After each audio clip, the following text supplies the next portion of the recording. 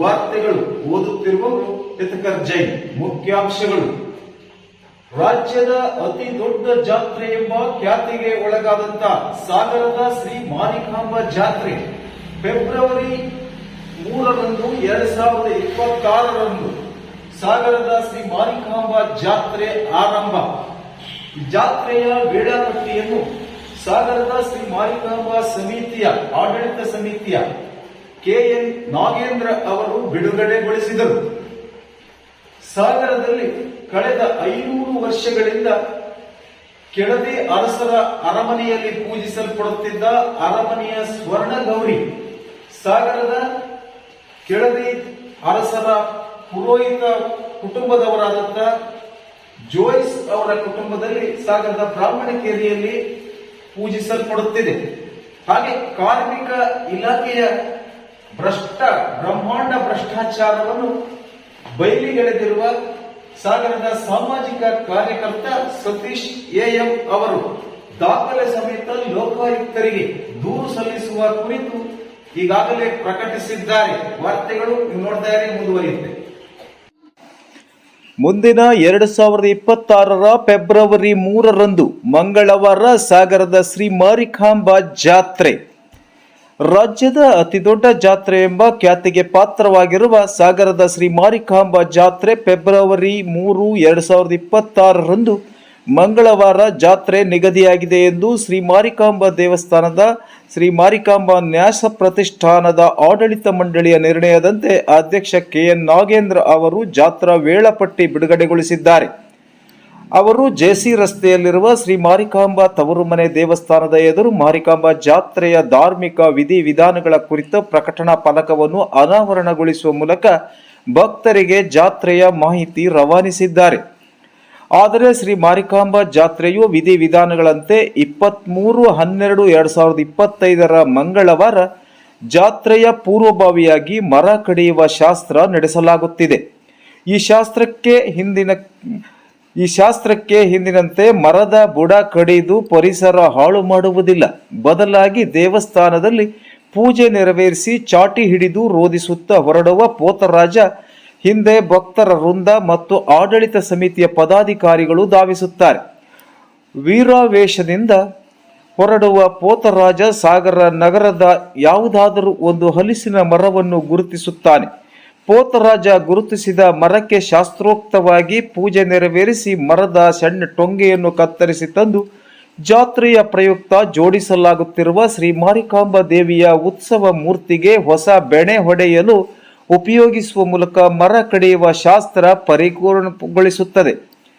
ಜನವರಿ 27, 2026ರಂದು ಅಂಕೆ ಹಾಕುವ ಕಾರ್ಯಕ್ರಮವನ್ನು ಶಾಸ್ತ್ರೋಕ್ತವಾಗಿ ನೆರವೇರಿಸುತ್ತಾರೆ. ಹೀಗೆ ಅಂಕೆ ಹಾಕಿದ ನಂತರ ಸಾಗರದಲ್ಲಿ ನೆಲೆಸಿರುವ ಮಹಿಳೆಯರು ತವರು ಸೇರಿದಂತೆ ಜಾತ್ರೆಗೆ 1 ವಾರದ ಮೊದಲಿನಿಂದ ಊರಿನ ಹೊರಗೆ ವಾಸ್ತವ್ಯ ಮಾಡುವಂತಿಲ್ಲ ಎಂಬ ಪ್ರತೀತಿ ಇದೆ. ಫೆಬ್ರವರಿ 3, 2026ರಂದು ಮಂಗಳವಾರ ಶ್ರೀ ಮಾರಿಕಾಂಬಾ ಜಾತ್ರೆ ಆರಂಭವಾಗಲಿದ್ದು, ಶ್ರೀ ಮಾರಿಕಾಂಬಾ ತವರು ಮನೆಯ ದೇವಸ್ಥಾನದಲ್ಲಿ ಬ್ರಾಹ್ಮಣ ಸಮುದಾಯದಿಂದ ಪೂಜೆ ನೆರವೇರುತ್ತದೆ. ಅಂದು ಬೆಳಗಿನ ಜಾವ ಈ ಜಾತ್ರೆಗೆ ಸಾಗರ ಸೇರಿದಂತೆ ಹೊರಗಿನ ಭಕ್ತರು 4 ಗಂಟೆಯಿಂದಲೇ ಸರದಿ ಸಾಲಿನಲ್ಲಿ ನಿಂತು ಶ್ರೀ ಮಾರಿಕಾಂಬಾ ದೇವಿಗೆ ಹಣ್ಣುಕಾಯಿ ಸೇವೆ ಸಲ್ಲಿಸಲು ಕಾತುರರಾಗಿರುತ್ತಾರೆ. ಮಾರ್ಚ್ 3, 2026ರಿಂದ ಆರಂಭವಾಗುವ ಸಾಗರದ ಶ್ರೀ ಮಾರಿಕಾಂಬಾ ಜಾತ್ರೆ ಅದೇ ದಿನ ಮಂಗಳವಾರ ರಾತ್ರಿ ತವರು ಮನೆಯಿಂದ ಉತ್ಸವ ಮೆರವಣಿಗೆಯಲ್ಲಿ ಹೊರಟು ನಗರದ ಪ್ರಮುಖ ಬೀದಿಗಳಲ್ಲಿ ಸಾಗುವ ಮೂಲಕ ಜೆಸಿ ರಸ್ತೆ ಮಾರಿಕಾಂಬಾ ವೃತ್ತದಲ್ಲಿರುವ ಗಂಡನ ಮನೆ ದೇವಸ್ಥಾನದಲ್ಲಿ ಉಗ್ರ ರೂಪದಲ್ಲಿ ಪ್ರತಿಷ್ಠಾಪನೆಗೊಳ್ಳುವ ಮೂಲಕ ರಕ್ತಬಲಿ ಪೂಜೆಗೆ ಸನ್ನದ್ಧಳಾಗುತ್ತಾಳೆ. ಆದರೆ ಇಲ್ಲಿಯೂ ಪ್ರಾಣಿ ದಯೆಯಿಂದ ಮಾರಿಕಾಂಬೆಗೆ ಬಿಟ್ಟಿರುವ ಕೋಣದ ರಕ್ತವನ್ನು ಇಂಜೆಕ್ಷನ್ ಮೂಲಕ ತೆಗೆದು ಶಾಸ್ತ್ರಕ್ಕೆ ಪೂಜೆ ಸಲ್ಲಿಸಲಾಗುತ್ತದೆ. ಹೀಗೆ 9 ದಿನಗಳವರೆಗೆ ಅತ್ಯಂತ ವಿಜೃಂಭಣೆಯಿಂದ ಜರುಗುವ ಸಾಗರದ ಶ್ರೀ ಮಾರಿಕಾಂಬಾ ಜಾತ್ರೆ ಫೆಬ್ರವರಿ 11, 2026ರಂದು ಬುಧವಾರ ಶ್ರೀ ಮಾರಿಕಾಂಬಾ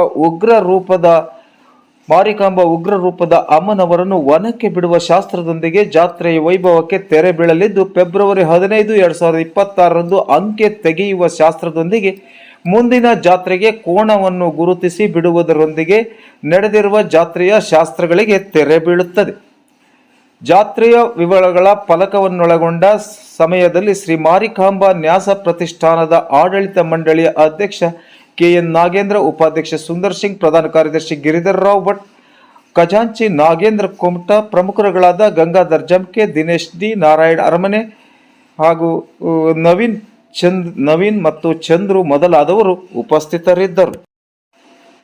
ಸಾಗರದಲ್ಲಿ 500 ವರ್ಷಗಳ ಕೆಳದಿ ಇಕ್ಕೇರಿ ಅರಸರ ರಾಜಪುರೋಹಿತರ ಕುಟುಂಬದ ಅರಮನೆ ಗೌರಿ ಪ್ರತಿಷ್ಠಾಪನೆ.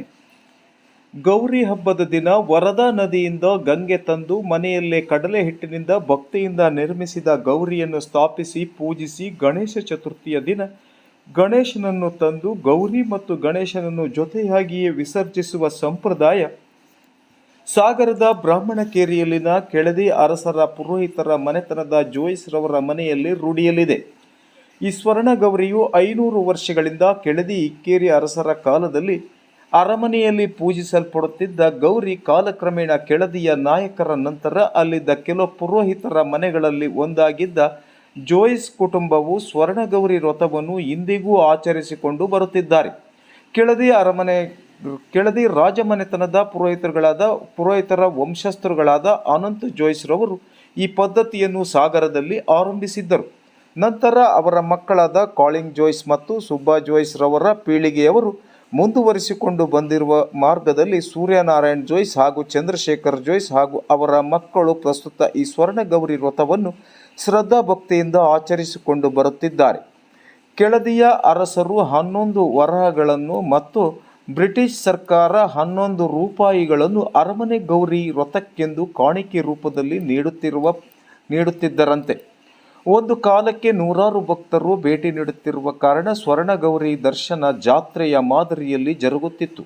ಇಂದಿಗೂ ರಾಜರ ಕಾಲದ ಈ ಸಂಪ್ರದಾಯವನ್ನು ಉಳಿಸಿಕೊಂಡು ಬರುತ್ತಿರುವ ಹಿನ್ನೆಲೆಯಲ್ಲಿ ಸಾಗರದ ನೂರಾರು ಮುತ್ತೈದೆಯರುಗಳು ಸಕಲ ಉಡಿ ಸಾಮಗ್ರಿಗಳ ಸಹಿತ ಆಗಮಿಸಿ ಸ್ವರ್ಣಗೌರಿಗೆ ಭಕ್ತಿಯಿಂದ ಅರ್ಪಿಸಿ ಅಷ್ಟೈಶ್ವರ್ಯವನ್ನು ಬೇಡುವ ಸಾಂಪ್ರದಾಯಿಕ ಗೌರಿ ಹಬ್ಬದಂದು ಸಣ್ಣ ಜಾತ್ರೆಯಂತೆಯೇ ಜರುಗುತ್ತದೆ. ಈ ಕುರಿತು ಜೋಯಿಸ್ ಕುಟುಂಬದವರು ಈ ಎಲ್ಲ ಮಾಹಿತಿಗಳನ್ನು ನೀಡಿದ್ದಾರೆ. ಶ್ರೀ ಗೌರಿ ಬೆಳಗಾಯಿತು, ಜಗವು ಉದ್ಧಾರ ಮಾಡಲು ನಿನ ಬೇಡಿತು. ಎದ್ದೇಳು ಶ್ರೀ ಗೌರಿ ಬೆಳಗಾಯಿತು, ಜಗವು ಉದ್ಧಾರ ಮಾಡಲು ನಿನ ಬೇಡಿತು. ಗಗನದಿ ಇರುಳಿನ ಮುಸುಕು ಸರಿಯಿತು, ಮೂಡಣ ದಿಶೆಯಲ್ಲಿ ಉಷೆಯು ಮೆರೆಯಿತು. ಗಗನದಿ ಇರುಳಿನ ಮುಸುಕು ಸರಿಯಿತು, ಮೂಡಣ ದಿಶೆಯಲ್ಲಿ ಉಷೆಯು ಮೆರೆಯಿತು. ಎದ್ದೇಳು ಶ್ರೀ ಗೌರಿ ಬೆಳಗಾಯಿತು, ಜಗವು. ಸಾಗರದ ಕಾರ್ಮಿಕ ಇಲಾಖೆಯಲ್ಲಿ ವಿವಾಹ ಸಹಾಯಧನ ವಿತರಣೆಯಲ್ಲಿ 106 ಪ್ರಕರಣಗಳಲ್ಲಿ ಅವ್ಯವಹಾರ, ಸತೀಶ್ AM ಆರೋಪ.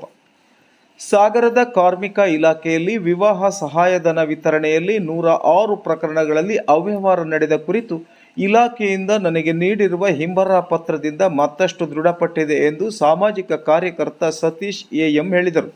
ಅವರು ಪತ್ರಿಕಾ ಭವನದಲ್ಲಿ ಸುದ್ದಿಗೋಷ್ಠಿಯಲ್ಲಿ ಮಾತನಾಡಿ 2022ರ ಜನವರಿಯಿಂದ 2023ರ ಜೂನ್ವರೆಗಿನ ಕಾರ್ಮಿಕ ಇಲಾಖೆಯಲ್ಲಿನ ವಿವಾಹ ಸಹಾಯಧನ ಮಂಜೂರಾತಿ ಕುರಿತು ವಿವರ ನೀಡುವಂತೆ ಮಾಹಿತಿ ಹಕ್ಕಿನಡಿಯಲ್ಲಿ ಅರ್ಜಿ ಸಲ್ಲಿಸಿದರೂ ಲಿಖಿತವಾಗಿ ಮಾಹಿತಿ ನೀಡಲು ಸಾಧ್ಯವಿಲ್ಲ, ಕಚೇರಿಗೆ ಆಗಮಿಸಿ ಕಂಪ್ಯೂಟರ್ನಲ್ಲಿ ನೋಡಿಕೊಳ್ಳಲು ಸೂಚಿಸಿದರು.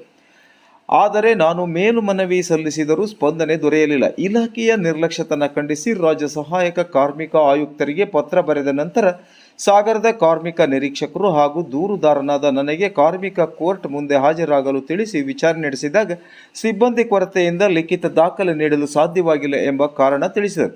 ಇದರಿಂದ ಕಾರ್ಮಿಕ ನ್ಯಾಯಾಲಯ ತೀರ್ಪು ನೀಡಿ ಕಾರ್ಮಿಕ ಇಲಾಖೆಯ ಕಚೇರಿಯಿಂದ ಕಂಪ್ಯೂಟರ್ ಸ್ಕ್ರೀನ್ ಶಾಟ್ ಪ್ರಿಂಟ್ ಅನ್ನು ತೆಗೆದುಕೊಳ್ಳಲು ಅವಕಾಶ ಕಲ್ಪಿಸಿದರು. ಸ್ಕ್ರೀನ್ ಶಾಟ್ ಮೂಲಕ ದಾಖಲೆ ಪಡೆದು ಪರಿಶೀಲಿಸಿದಾಗ 2022ರ ಜನವರಿಯಿಂದ 2023ರ ಜೂನ್ವರೆಗೆ 498 ವಿವಾಹ ಸಹಾಯಧನ ಮಂಜೂರಾತಿಯಾಗಿದ್ದು, ಅವುಗಳಲ್ಲಿ 106 ವಿವಾಹ ಸಹಾಯಧನ ಪ್ರಕರಣಗಳಲ್ಲಿ ಅವ್ಯವಹಾರ ನಡೆದಿರುವುದು ಮೇಲ್ನೋಟಕ್ಕೆ ಕಂಡುಬರುತ್ತಿದೆ ಎಂದು ದೂರಿದರು. ಕಾರ್ಮಿಕ ಇಲಾಖೆಯಲ್ಲಿನ ಅವ್ಯವಹಾರಗಳ ಕುರಿತು ಮಾಹಿತಿ ಕಲೆ ಹಾಕುತ್ತಿರುವ ಹಿನ್ನೆಲೆಯಲ್ಲಿ 2 ಖಾಸಗಿ ವ್ಯಕ್ತಿಗಳು ನನ್ನ ಮೇಲೆ ದೈಹಿಕ ಹಲ್ಲೆಗೆ ಯತ್ನಿಸಿದರು ಎಂದು ಕಾರ್ಮಿಕ ಇಲಾಖೆಯ ಮಹಿಳಾ ಸಿಬ್ಬಂದಿಯು ವಿನಾಕಾರಣ ನನ್ನ ವಿರುದ್ಧ ಪೊಲೀಸ್ ದೂರು ನೀಡಿದ್ದರೂ ಸಕಾರಣವಿಲ್ಲದೆ ಹಾಗೂ ಸಾಕ್ಷಿ ಇಲ್ಲದ ಕಾರಣ ಪೊಲೀಸರು ಬುದ್ಧಿ ಹೇಳಿ ಕಳುಹಿಸಿದರು ಎಂದು ಸತೀಶ್ ಅವರು ಮಾಹಿತಿ ನೀಡಿದರು. ಕಾರ್ಮಿಕ ಇಲಾಖೆಯ ಅವ್ಯವಹಾರಗಳನ್ನು ಕುರಿತು ಜನಸ್ಪಂದನ ಸಭೆಯಲ್ಲೂ ಕೂಡ ಜಿಲ್ಲಾ ಉಸ್ತುವಾರಿ ಸಚಿವರಿಗೂ ಮಾಹಿತಿ ನೀಡಿದ್ದೇನೆ. ಈ ಎಲ್ಲ ಮಾಹಿತಿಗಳನ್ನು ಕೂಡ ಇಲಾಖೆಯಿಂದ ನನಗೆ ಬಂದ ಉತ್ತರದಲ್ಲಿ ಎಚ್ಚರಿಕೆ ಕೊಟ್ಟು ನಿಮಗೆ ಈ ಮಾಹಿತಿಯನ್ನು ನೀಡುತ್ತಿದ್ದೇವೆ ಎಂಬ ಕಾರಣ ನೀಡಿದ್ದಾರೆ.